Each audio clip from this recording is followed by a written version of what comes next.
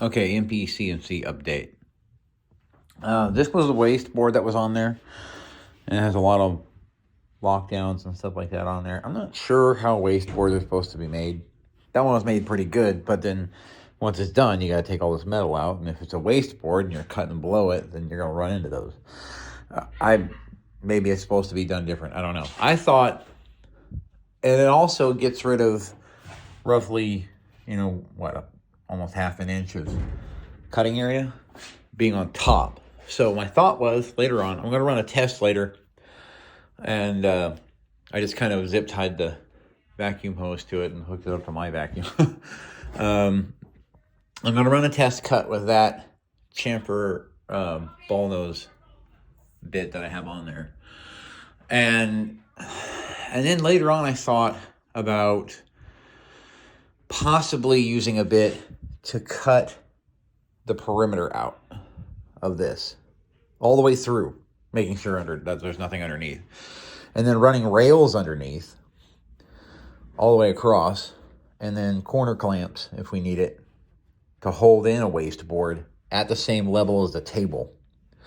That'll give us back our ½ inch of cutting area and allow for the lathe adapter. We have a third axis lathe adapter. You've seen it. You plug it into where the y-axis goes and it rotates rather than moving across that axis.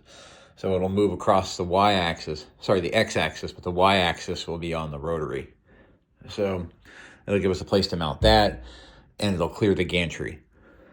So the idea is to basically use the tool to cut out its usable area out of this board, then subframe it underneath to hold a waste board that drops down in there and clamps at the corners.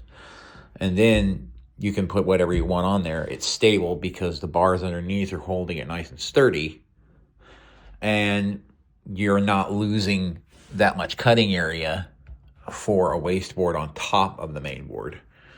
So that's something I'm going to run by a friend of mine, see what he thinks.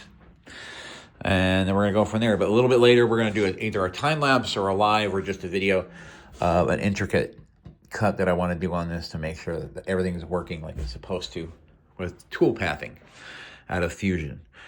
So be looking for that, because I got to get this thing running perfectly in order to do molds for body parts and to cut out wing ribs and spars and so on and so forth.